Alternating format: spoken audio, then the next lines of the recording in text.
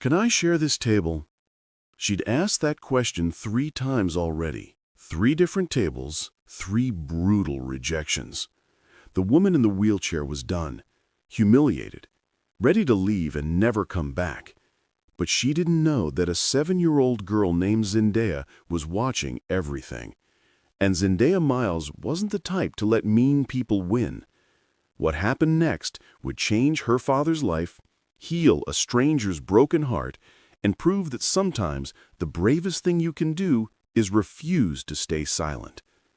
Before we continue, please tell us, where in the world are you tuning in from?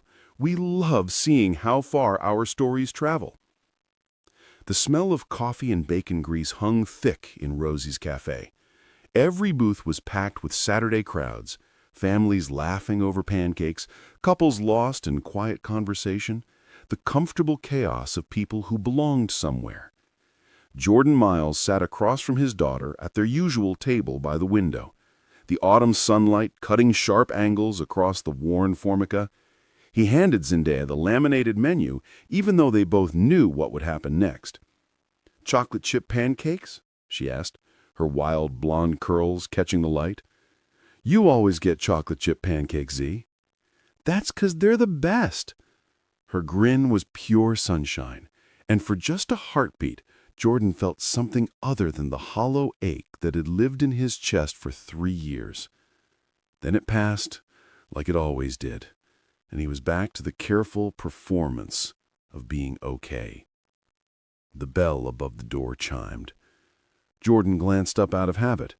A woman had entered, blonde hair, maybe early 30s, moving carefully in a wheelchair. She paused just inside the doorway, scanning the crowded restaurant with an expression that was equal parts hope and resignation. The cafe was completely full, not a single empty table. The woman scanned the room, her hands gripping the wheels of her chair a little too tightly. Then she took a breath and wheeled herself toward the nearest booth, a couple sitting with 2 empty chairs across from them. "Excuse me." Her voice was soft but steady. "I'm so sorry to bother you, but would you mind if I joined you? Everywhere seems to be full, and we're waiting for friends." The man didn't even look up from his phone. "No space, sorry." But he wasn't sorry. Jordan could hear it in his tone, the dismissiveness, the way he'd already decided she didn't matter. The woman nodded quickly, a practiced movement. "Of course, thank you anyway." She turned away, and Jordan saw her hands trembling on the wheels. Zendaya had stopped looking at her menu. She was staring at the woman, her small face creased with an expression Jordan couldn't quite read. The woman approached another table, a family with teenagers, an empty chair pushed against the wall. "Hi, I'm so sorry to interrupt," she tried again, and this time Jordan heard the slight waver in her voice. "That seat's taken," one of the teenagers said, without looking up from his phone. But the chair was clearly empty. No jacket, no purse, no sign anyone was coming back. The woman's shoulders curved inward, her spine bowing under invisible weight. "Daddy!" Zendaya's whisper was urgent. "Daddy, they're lying! Nobody's sitting there!" Jordan felt something hot and uncomfortable twist in his gut. He wanted to look away, to mind his own business, to not get involved, but he couldn't stop watching. The woman tried one more time, 3 elderly ladies having coffee, an empty chair between them. "Excuse me, I don't mean to interrupt your conversation." "Oh dear." One woman's voice dripped with syrupy pity that somehow felt crueler than outright rejection. "It would just be awkward, you understand. We're having a rather private discussion." The woman in the wheelchair nodded once, sharp, jerky. "I understand. I'm sorry for bothering you." Her voice cracked on the last word. She turned her wheelchair toward the door, and Jordan saw tears on her cheeks. She was trying to wipe them away quickly, ashamed, like crying in public was another failure to add to the list. "No." The word burst out of Zendaya like a gunshot. She was half standing now, her hands pressed flat on the table, her face flushed with anger Jordan had never seen in his gentle daughter. "No, no, no! Daddy, she's leaving!" Zendaya's voice rang across the diner, cutting through the ambient noise. Several people turned to stare. They were mean to her. Those people were so mean, and now she's leaving, and that's not fair. That's not right. Before Jordan could process what was happening, before he could reach for her, his 7-year-old daughter had jumped out of her chair and was running across the cafe. "Wait! Please wait!" The woman stopped, her hand on the wheel of her chair. She turned slowly, and Jordan saw tears on her cheeks, saw her trying to wipe them away quickly as Zendaya reached her. His daughter was standing directly in front of the wheelchair now, looking up at the woman with fierce blue eyes that reminded Jordan so much of... He pushed the thought away and stood, moving toward them. "Please don't leave," Zendaya said, and her voice carried across the now silent cafe. Every conversation had stopped. Every eye was watching. "I saw those people be mean to you. I saw all of them, and that wasn't nice. That wasn't right." Zendaya reached out and took the woman's hand. "My daddy and I have a table with extra chairs. We would really, really like it if you sat with us." Her voice softened, became almost tender. "I'm getting chocolate chip pancakes, and I think you should get some too, because they're the best in the whole world, and you look like you need the best right now." The woman stared at Zendaya, her green eyes swimming with tears. Then she looked up at Jordan, who had just reached them. There was a question in her gaze. "Is this real? Is your daughter serious? Or is this another cruelty disguised as kindness?" Jordan's voice came out rougher than he intended, thick with emotion he didn't understand. "She's right. Everyone deserves a seat at the table." He held the woman's gaze, trying to communicate something he couldn't name. "Please, we'd be honored if you joined us." Something in the woman's face shattered. Fresh tears spilled over, but she was smiling now. A broken, beautiful smile. "Thank you." The words were barely a whisper. "You have no idea what this means. What you both..." Her voice broke. "Thank you." Zendaya, completely unbothered by the tears, took the woman's hand again and started walking beside the wheelchair like it was the most natural thing in the world. "I'm Zendaya. That's my daddy, Jordan. What's your name?" "I'm Bailey. Bailey Hale." "That's a pretty name," Zendaya said, completely at ease, as if inviting strangers to lunch was the most natural thing in the world. "You have pretty hair, too. It's so long and blonde, like a princess." Bailey laughed, a real laugh this time. "Thank you, Zendaya. That might be the nicest thing anyone said to me in a very long time." Jordan followed them back to the table, acutely aware of the eyes tracking their movement across the cafe.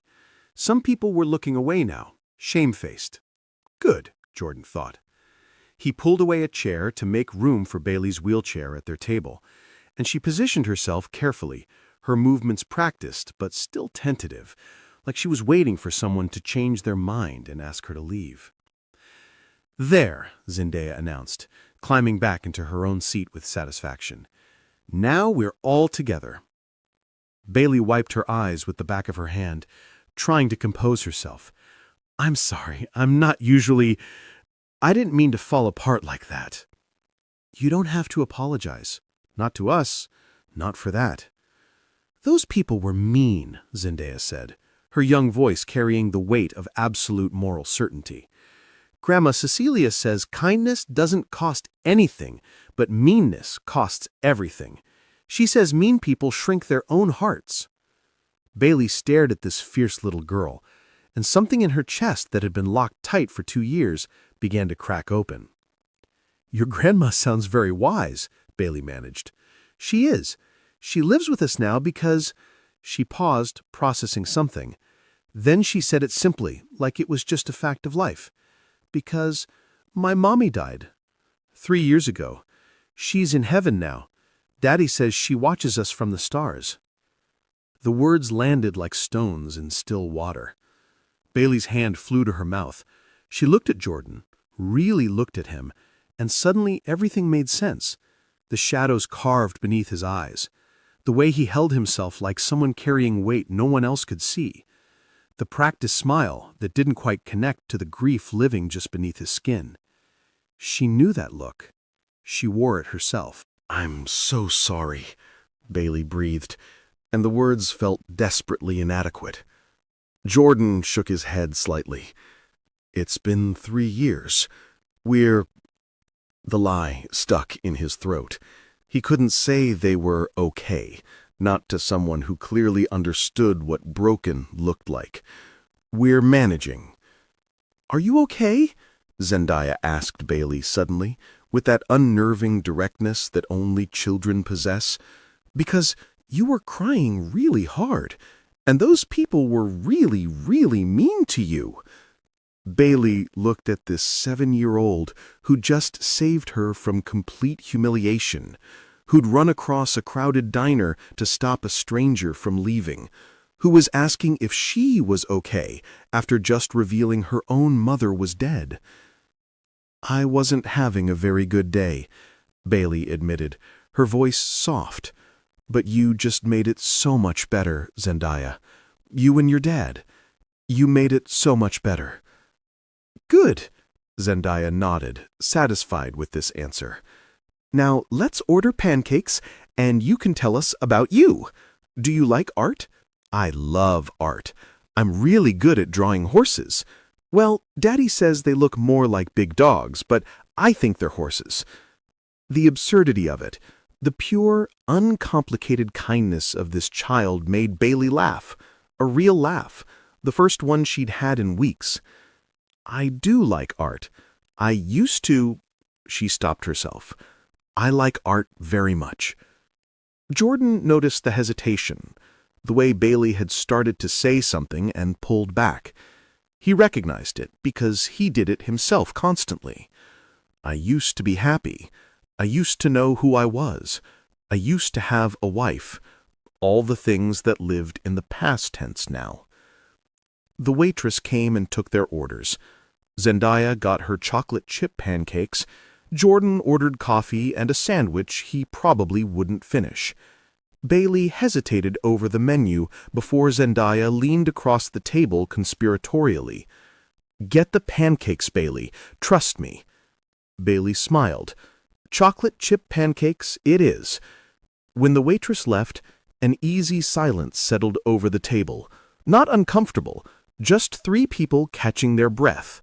Bailey studied Zendaya, this remarkable little girl who just upended her entire day. "Can I ask," Bailey started carefully, "how old are you, Zendaya?" 7 3/4, almost 8. Zendaya held up her fingers as if to demonstrate. "How old are you?" "Z," Jordan said gently, but Bailey laughed. "It's okay. I'm 32, though some days I feel about 100. My daddy's 36, and Grandma Cecilia is 68, but she says age is just a number and what matters is your spirit." "Grandma Cecilia sounds like someone I'd like to meet," Bailey said. "She'd like you too. She says I'm a good judge of character, and I think you're nice." Zendaya tilted her head, studying Bailey with those unnervingly perceptive eyes. Jordan watched this exchange, something warm and unfamiliar stirring in his chest. Zendaya hadn't taken to someone this quickly since Megan. "Why were those people so mean to you?" Zendaya asked suddenly. "Was it because of your wheelchair?" "Z," Jordan started, but Bailey shook her head gently. "It's okay. I don't mind." She took a breath. "Yes, sweetheart. I think that's exactly why. Some people see the wheelchair and they don't know what to do with it. So they make excuses. They decide I'm too difficult, or too uncomfortable, or just too different." "That's the dumbest thing I've ever heard," Zendaya declared. "You're just sitting. Everyone sits. You just have a cooler chair than most people." Bailey's laugh was startled and genuine. "I have never, in 2 years, thought about it that way." "Well, you should," Zendaya said firmly. "My daddy always says we should look at people's hearts, not their outsides. He says Mommy taught him that." At the mention of Megan, Jordan felt the familiar ache, but different this time, softer. Like maybe remembering her didn't always have to hurt quite so much. Bailey was watching him with understanding in her eyes. "I don't know," she admitted. "Most days I feel like I'm just existing, going through motions, trying to convince myself I'm not as alone as I feel. The honesty of it struck Jordan in the chest. I understand that, he said quietly. More than you might think. Their eyes met, and something passed between them. Recognition. Two people who'd been hollowed out by loss, finding unexpected kinship in a random Saturday lunch. Do you have family here? In Nashville? Bailey shook her head.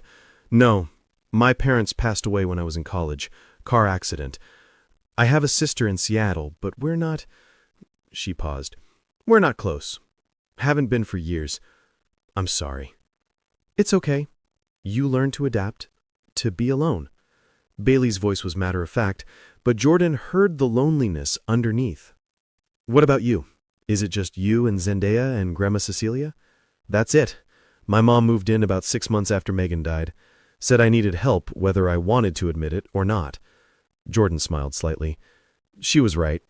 I don't know what we would have done without her. You're lucky to have her. I know. Though she's constantly on my case about living again instead of just surviving.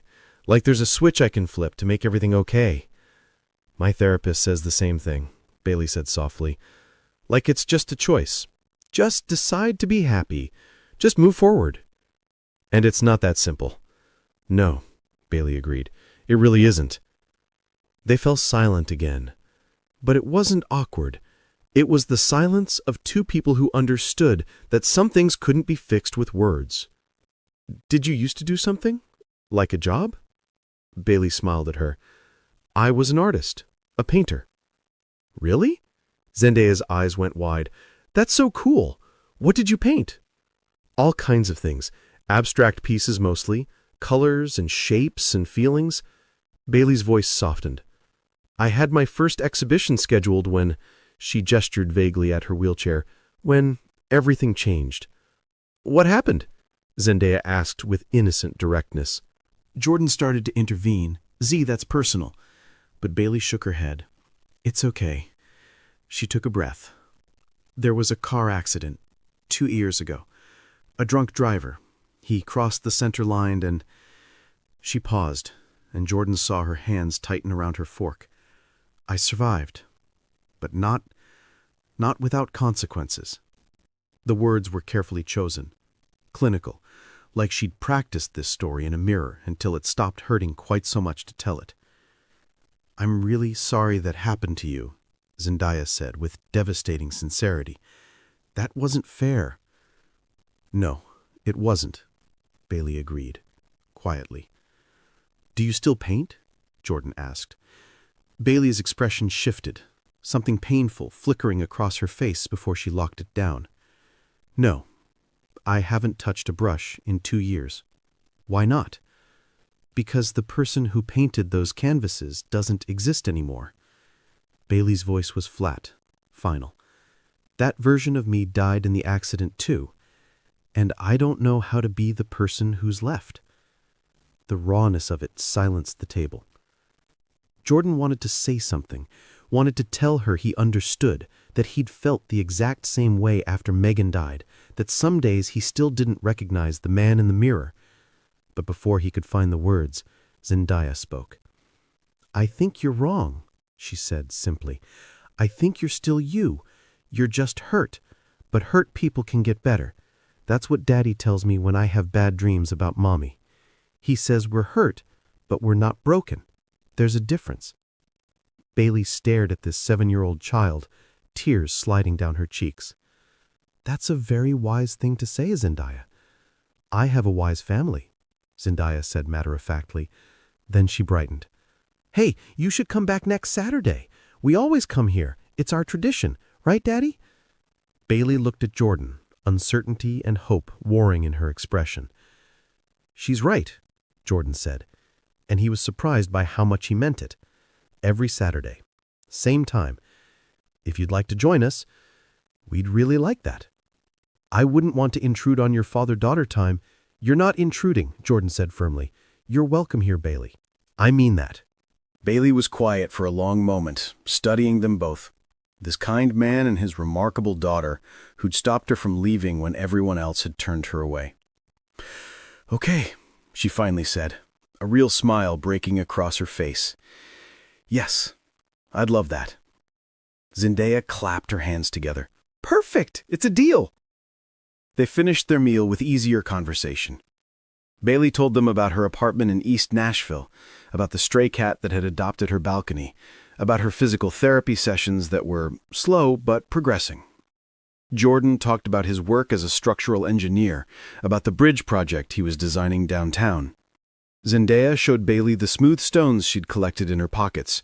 For good luck, she explained seriously. They didn't talk about the deeper wounds. They didn't mention Derek or Megan's last moments or the ways grief had rearranged their lives. Because some stories take time to tell. Some wounds need trust before they can be exposed to air. But something had begun here. Something fragile and important. When the check came, Jordan insisted on paying. "Consider it a welcome to our Saturday tradition," he said when Bailey tried to protest. "The next week is on me," Bailey countered. "Deal." Outside in the parking lot, Jordan walked Bailey to her car. The October sun was warm, the sky impossibly blue. Zendaya had run ahead to look at a dog tied up near the entrance. "Thank you," Bailey said, pausing before opening her car door. "For today. For not—" her voice caught. "For not turning me away. Thank you for staying, when you could have left." Their eyes held for a moment that stretched just a bead too long. Then Bailey smiled. Genuinely smiled. And something in Jordan's chest shifted. "See you next Saturday?" she asked. "Next Saturday," he confirmed. Jordan stood in the parking lot, watching Bailey navigate her wheelchair lift with practiced efficiency, watching her drive away. Zendaya came running back and slipped her small hand into his. "I really like her, Daddy." "Yeah, Z," Jordan said softly, his eyes still tracking Bailey's car as it disappeared around the corner. "Me too." And for the first time in 3 years, the weight in his chest felt just a little bit lighter. The following Saturday, Jordan and Zendaya arrived at Rosie's at 12:30, their usual time. Bailey was already there, sitting at a different table, her hands folded in her lap, looking uncertain. "Bailey!" Zendaya ran over immediately. "Why are you sitting over here? That's our table." She pointed to the one by the window. "I didn't want to assume," she started, but Zendaya was already wheeling her chair toward their spot. "It's not assuming if we told you," Zendaya said with 7-year-old logic. "This is your seat now." And just like that, it was. The second Saturday became the third. The third became the fourth. By the time November rolled around, it wasn't even a question anymore. It was just what they did. Jordan found himself looking forward to it in ways that surprised him. He'd catch himself during the week thinking, Bailey would find that funny. Or, I should tell Bailey about this. Little moments that he used to keep locked inside were suddenly things he wanted to share. Zendaya was completely smitten. She'd spend the days leading up to Saturday making drawings for Bailey, practicing stories she wanted to tell. On Friday nights, she'd lay out her clothes for the next day with unusual care. "I want to look nice for Bailey," she'd explain seriously. And Bailey was different too. The shadows under her eyes began to fade. She smiled more readily. She told them stories about her physical therapy, about her apartment, about the stray cat she'd named Mischief, who now expected breakfast every morning. She didn't talk about the accident in detail. She didn't mention whoever had been in her life before, but she was present. She was there. She was becoming part of something. One Saturday, in late November, Zendaya asked the question Jordan had been wondering about for weeks. "Bailey, were you all alone before you met us?" Bailey set down her coffee cup carefully. "Pretty much, yes. I have a therapist I see once a week, and neighbors who smile and wave. But real connections?" She shook her head. "Those have been hard to come by." "Why?" Zendaya asked with childlike directness. "People don't always know what to do with grief or disability or anything that makes them uncomfortable. Bailey's voice was gentle, not accusatory. "It's easier to look away than to sit with someone's pain." Jordan felt that truth in his bones. After Megan died, he'd watched friends disappear, not because they didn't care, but because his grief made them uncomfortable. They didn't know what to say, so they said nothing at all. "That's sad," Zendaya said. "Everyone needs people." "You're absolutely right," Bailey agreed. "Everyone does." "Well, you have us now," Zendaya announced. "We're your people. Right, Daddy?" Jordan met Bailey's eyes across the table. "Right. You have us." Something passed between them, gratitude and recognition, and the beginning of something neither could name yet. "Thank you," Bailey whispered. "You have no idea how much that means." But Jordan thought maybe he did, because they were her people now, and somehow, without him quite realizing when it happened, she'd become theirs too. By December, the Saturday lunches had expanded beyond just Rosie's. They'd go to the park afterward, Jordan pushing Bailey's wheelchair along the paved paths, while Zendaya ran ahead collecting leaves and acorns. They'd visit the library, where Bailey would help Zendaya pick out books. Once, they went to the art supplies store, and Jordan watched Bailey's face light up in ways he'd never seen before when she touched the brushes and paints. "You should start again," he'd said quietly while Zendaya was distracted by glitter pens. "I don't know if I can," Bailey had replied, but she'd bought a small sketchbook anyway. On the first Saturday in December, Jordan made a decision that terrified him. "Would you like to come over for dinner sometime?" he asked as they were leaving Rosie's. "Nothing fancy, just Zendaya keeps asking, and my mom wants to meet you." He saw panic flicker across Bailey's face, quickly masked. "You don't have to," he added quickly. "I know meeting the family is... I'd love to. I'm not good with new people usually, but yes, I'd really like that." "Friday night? 6 o'clock?" "Friday night," Bailey agreed. When Friday came, Jordan was a nervous wreck. His mother had taken over the kitchen, cooking enough food to feed an army. Zendaya had cleaned her room 3 times and made a welcome sign for Bailey with construction paper and markers. Jordan had changed his shirt 4 times before Cecilia finally told him to stop being ridiculous. "It's just dinner, sweetheart." "I know." "Do you?" Cecilia studied him with those sharp eyes that had seen through every excuse he'd ever made. Jordan didn't have an answer for that. When Bailey arrived, Zendaya ran to the door before Jordan could stop her. "You're here! Come in, come in! I made you a sign and Grandma made lasagna and Daddy's been acting really weird all day." Jordan started, but Bailey was already laughing. "Hi, Zendaya. Thank you for having me." Jordan helped Bailey navigate the small step at the entrance, and then she was inside his home.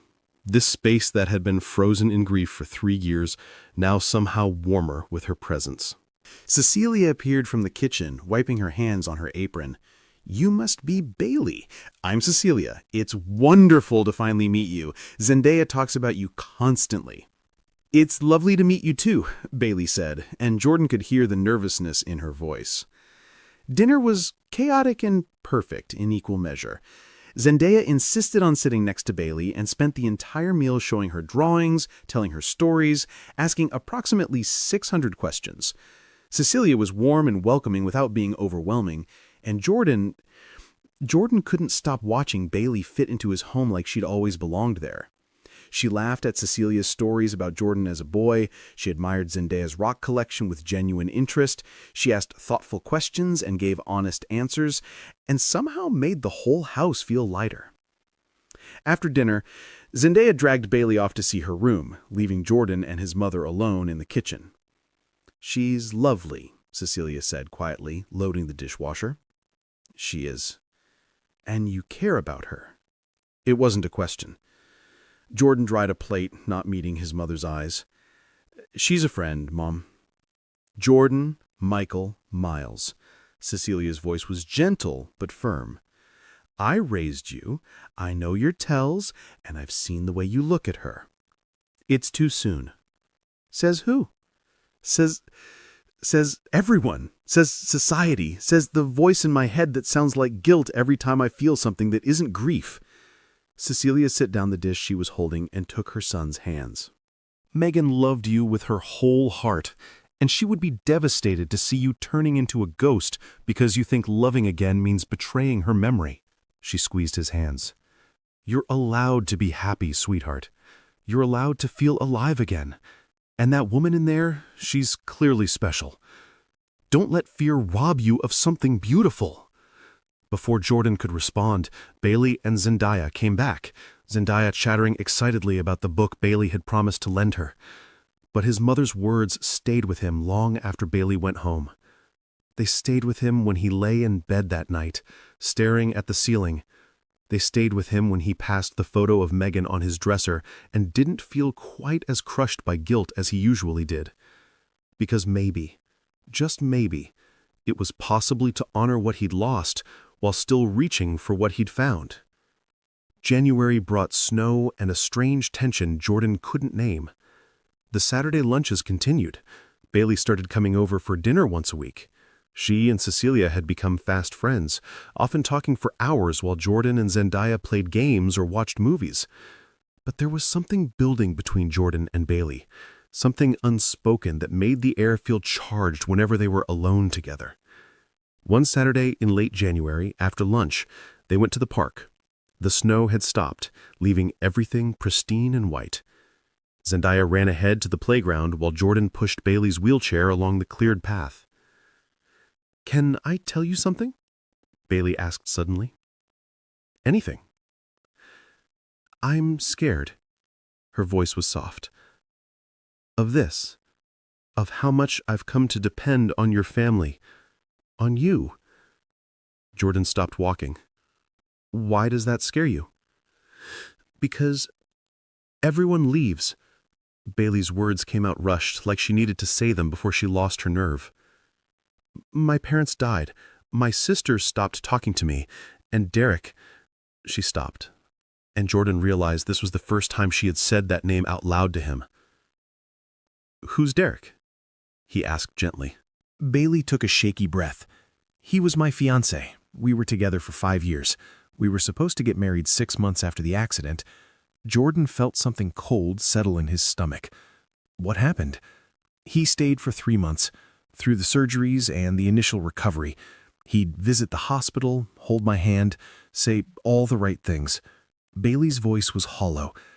"And then the doctors told us about the spinal damage, about how I'd never walk again, about how the injury also meant I couldn't—" She paused, gathering herself. "I can't have children. The damage was too severe. Bailey," she left 2 weeks after that conversation, "said he didn't sign up to be a caretaker, that he wanted a real partner, not someone who'd be dependent on him for the rest of her life, that he deserved to have the family he'd always dreamed of." She laughed bitterly. 5 years together, and apparently I was only worth loving when I was useful." Jordan felt rage burning in his chest, hot and protective and fierce. "He was wrong," he said, his voice tight with emotion. "He was a coward and a fool, and he was wrong." Was he, though? Bailey looked up at him, her eyes shining with unshed tears. "I am dependent now. I do need help with things, and I can't give someone children." "Stop." Jordan moved around to face her, kneeling in the snow so they were eye level. "Listen to me. Needing help doesn't make you a burden. It makes you human. We all need help sometimes.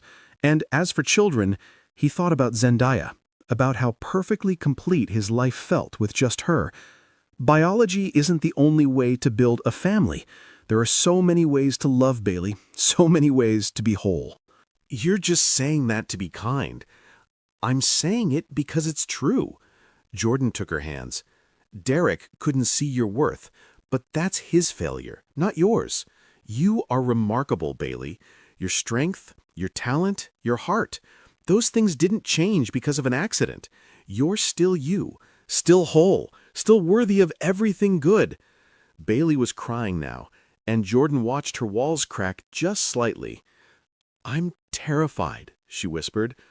"Terrified that if I let myself care about you, about this family, it'll be ripped away. Because that's what happens. People leave. Things end." "Sometimes they do," Jordan admitted. I know that better than anyone. But Bailey, living in fear of loss means never really living at all.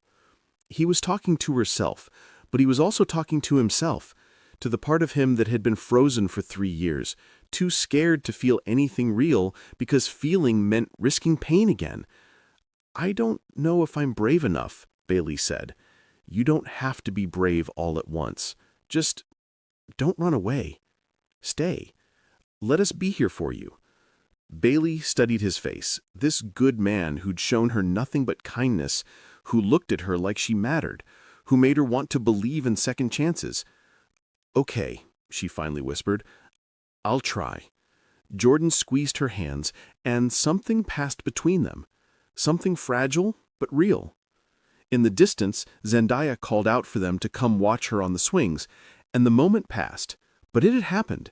They'd both shown their wounds. They'd both admitted their fears. It was a beginning. By March, Jordan had to admit the truth he'd been avoiding. He was falling in love with Bailey Hale. It wasn't sudden. It was gradual. 1,000 small moments that added up to something undeniable. The way she threw her head back when she laughed. The way she listened to Zendaya with complete attention. The way she'd started sketching again, filling that little notebook with drawings that got bolder each week. The way she looked at him sometimes, when she thought he wasn't watching, like maybe she felt it too. During Saturday lunches when Bailey's hand would accidentally brush his. During movie nights when they'd end up sitting close on the couch. During conversations that stretched late into the evening when everyone else had gone to bed and it was just the two of them, talking about everything and nothing. One April evening, Bailey showed him something she'd been working on. They were alone on his back porch. Cecilia had taken Zendaya for ice cream with obvious deliberateness, and Bailey pulled out her sketchbook with trembling hands. I want to show you something, she said quietly. I've been drawing again. Really drawing, not just doodling. She opened the sketchbook and Jordan's breath caught. The drawings were stunning. Detailed sketches of faces, hands, moments captured in pencil and charcoal. He recognized Zendaya in several of them. Her laugh, her concentration, her joy. He saw Cecilia baking in the kitchen, Rosie behind the diner counter. And there, near the end, was a sketch of himself. He was looking off to the side, a half smile on his face, and the detail was extraordinary. Every line of exhaustion around his eyes, every hint of grief in his expression, but also hope, light, life returning. Bailey, these are incredible. You think so? She sounded vulnerable, uncertain. I know so. You have to start painting again, really painting. These are too beautiful to stay trapped in a sketchbook. Bailey bit her lip. I've been thinking about it, about setting up a small studio in my apartment, maybe trying again. You should. Jordan turned to her. Promise me you will. Their faces were close now, closer than they'd ever been. Jordan could see the flecks of gold in Bailey's green eyes, could see the way her breath hitched, could feel the pull between them like gravity. He wanted to kiss her. Wanted it so badly it physically hurt. But the ghost of Megan was right there, and the weight of guilt came crashing down. He pulled back. I should check on dessert, he said awkwardly, standing too quickly. Disappointment flickered across Bailey's face before she masked it with a smile. Of course. But they both knew what had almost happened, and they both knew why it hadn't. Later that night, after Bailey had gone home, Jordan stood in his bedroom looking at the photo of Megan on his dresser. I don't know what to do, he whispered to the image. I love her, Meg. I'm falling in love with her, and I don't know if that makes me a terrible person, or if it's okay, or... He stopped, his voice breaking. The photo didn't answer. Of course it didn't. But in the silence, Jordan thought maybe, just maybe, Megan would want him to be happy. Maybe loving again wasn't betrayal. Maybe it was just life. moving forward while still honoring the past. He just didn't know if he was brave enough to do it. June brought heat and humidity, and a breaking point. Jordan and Bailey had been dancing around their feelings for months now. Stolen glances, hands that touched just a little too long, conversations that stretched into the early morning hours. Cecilia had taken to accidentally leaving them alone at every opportunity, falling asleep during movies, remembering urgent errands, taking Zendaya on suspiciously timed outings. "Your mother is not subtle," Bailey said one evening, after Cecilia had suddenly remembered she needed to take Zendaya to buy new shoes at 8 p.m. "No, she really isn't," Jordan agreed, sitting beside her on the couch. They sat in comfortable silence for a moment, the TV playing quietly in the background, neither of them really watching it. "Can I ask you something?" Bailey finally said. "Anything. Why do you pull away?" Her voice was soft, not accusatory. "Every time we get close, every time there's a moment between us, you pull back. And I need to know if it's because you don't feel the same way I do, or if it's something else." Jordan felt his heart hammering. "What way do you feel? Don't do that. Don't deflect." Bailey turned to face him fully. "I've spent 2 years convinced I wasn't worthy of being loved, that Derek was right, that I'm just a burden someone would have to carry. But being with you, with your family, you've made me feel like maybe I was wrong, like maybe I am still worth something." "You are," Jordan said fiercely. "You absolutely are." "Then why won't you let me in? Really in?" Bailey's eyes were shining. "I see the way you look at me sometimes. I feel it. This thing between us. But then you shut down. And I don't know if I'm imagining it or if you're just... I'm in love with you." The words burst out of Jordan like they'd been caged too long. Bailey froze. "I'm in love with you," Jordan repeated, quieter now, but no less certain. "I have been for months. Maybe longer. I don't even know when it started, if it was that first day in the diner, or when you showed me your drawings, or one of the 1,000 moments in between. But I'm in love with you, Bailey, and it terrifies me." "Why?" Her voice was barely a whisper. "Because I made vows to Megan. Because I promised to love her forever. Because every time I feel happy with you, there's this voice in my head saying I'm betraying her memory, that I don't deserve this, that moving on means forgetting, and I can't." His voice cracked. "I can't forget her, Bailey. She was everything to me."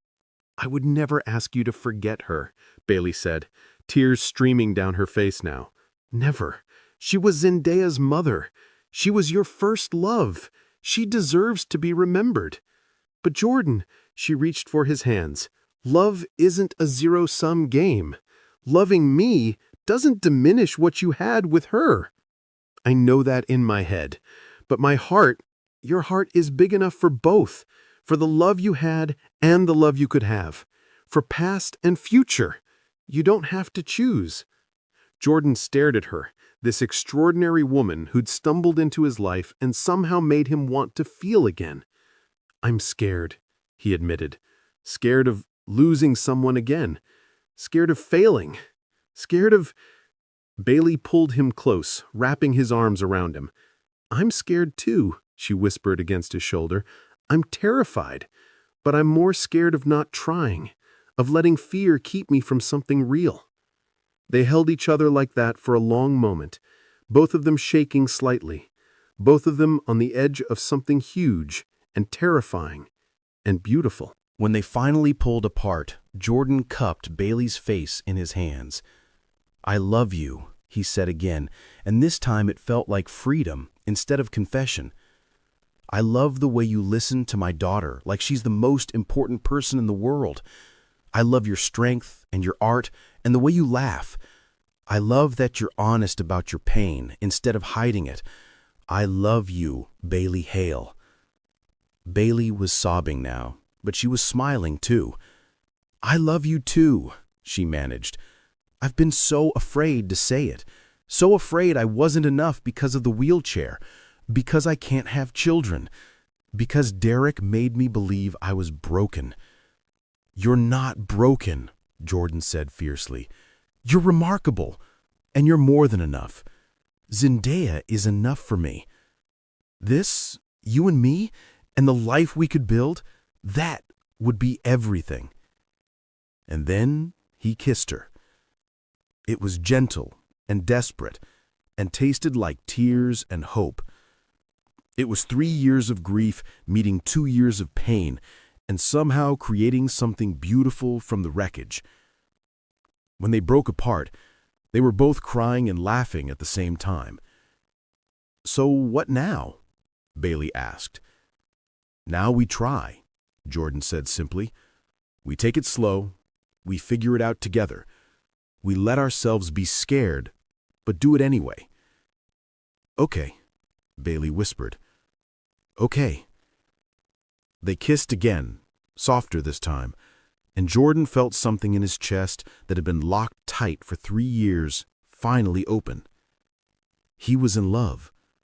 He was terrified. He was happy. He was alive.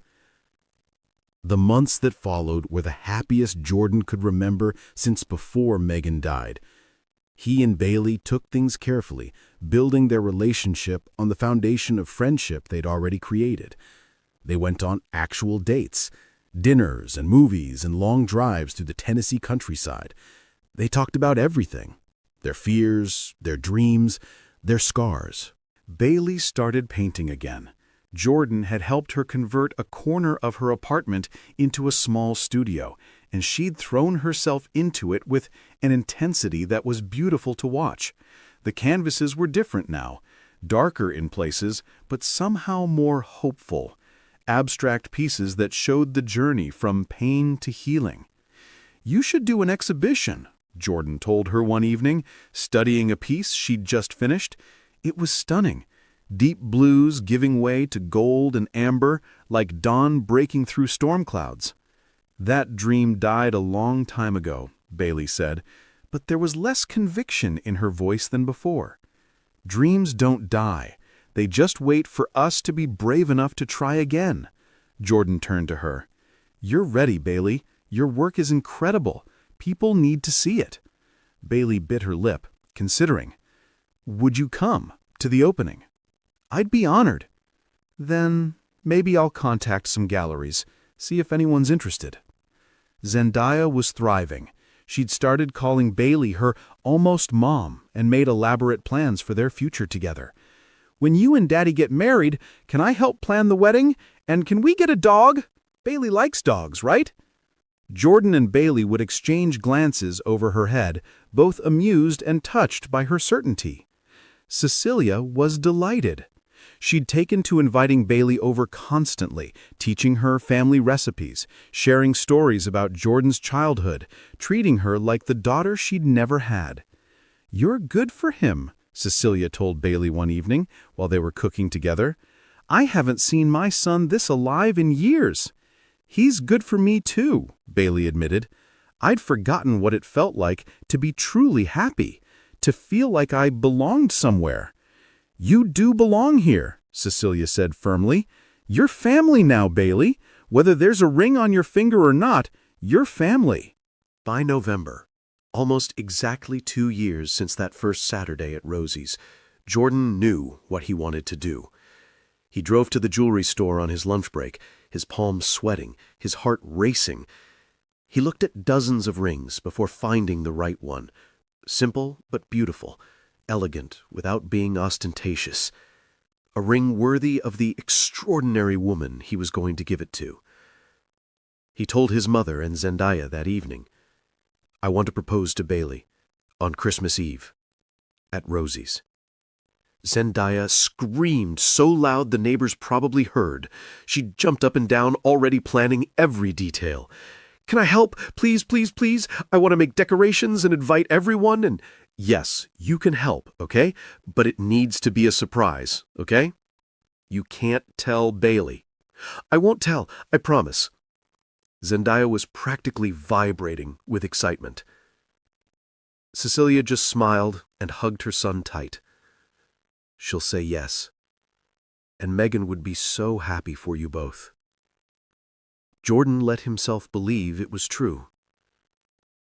Christmas Eve arrived wrapped in fresh snow and anticipation. Jordan had told Bailey they were going to Rosie's for their traditional holiday dinner, just the four of them, nothing special. She'd believed him completely. What Bailey didn't know was that Rosie's was filled with people. Neighbors, co-workers, friends, Bailey's physical therapist, even the gallery owner hosting her spring exhibition. Everyone who'd become part of their story. When Bailey entered the cafe, her eyes went wide. What is all this? You'll see, Zendaya said mysteriously. They made their way to their table by the window, and Jordan's heart hammered against his ribs. All his practiced words fled when he looked at Bailey, snowflakes melting in her hair, confused but happy.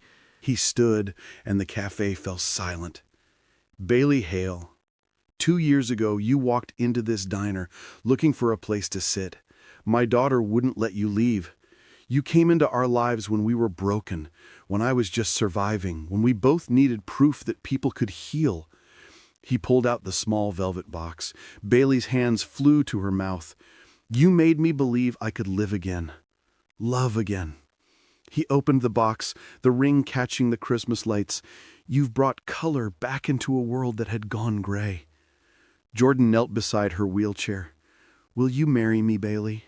Will you let me spend the rest of my life showing you just how extraordinary you are? Bailey was sobbing, nodding before she could speak. Yes, she finally managed. Yes, yes, yes. Jordan slipped the ring on with shaking hands and kissed her while the diner erupted in applause.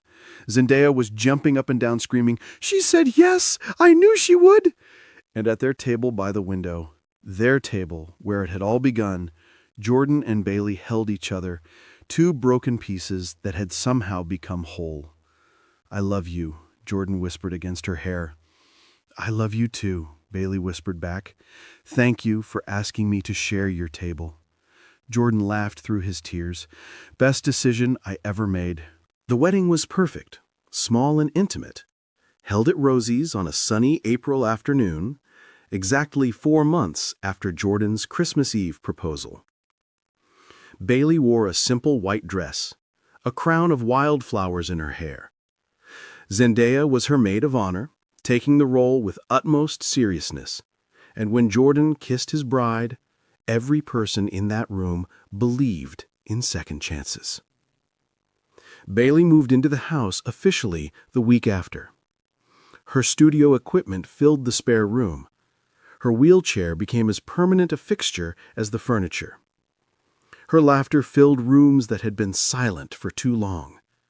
She was home. The first year of marriage was everything they'd hoped for and more.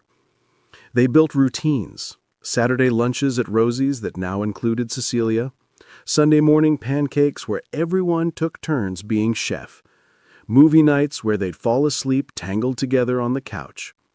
Zendaya thrived with her new family structure, calling Bailey Mom naturally now, without the almost qualifier. They traveled too, a honeymoon to the Smoky Mountains, weekend trips to Memphis and Chattanooga, day drives through Tennessee countryside. Bailey painted landscapes while Jordan and Zendaya explored hiking trails, and in the evenings they'd all gather to watch sunsets that seemed painted just for them. It was the life neither Jordan nor Bailey had thought possible. And then, in May, just over a year after their wedding, everything changed again. Bailey had been feeling off for weeks. Nausea that hit without warning. Exhaustion that sleep couldn't cure. She'd dismissed it as stress. Her first major solo exhibition was scheduled for October, and the preparation was intense. But when the symptoms persisted into their second week, Cecilia pulled her aside. Have you seen a doctor? It's probably just a bug, Cecilia, or exhaustion from all the painting.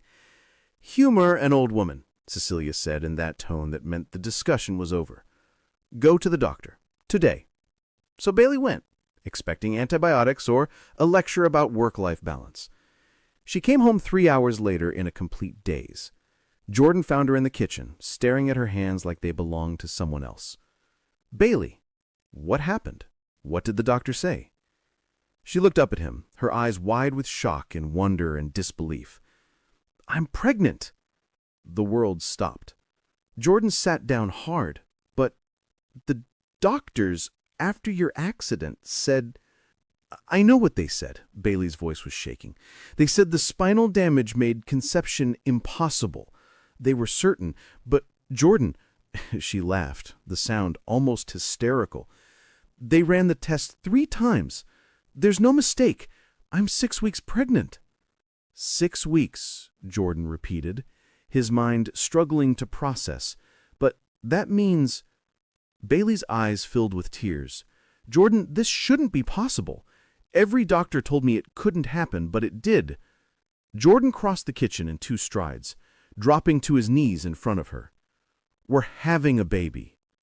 "We're having a baby," Bailey confirmed. They held each other, crying and laughing, neither quite able to believe it was real. Cecilia appeared in the doorway, took one look at them, and understood immediately. "Oh, my stars," she breathed, her own eyes filling. "Oh, my sweet girl."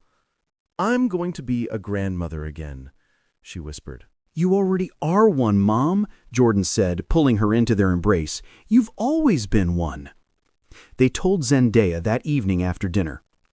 "Z, we have something important to tell you," Jordan began, glancing at Bailey nervously.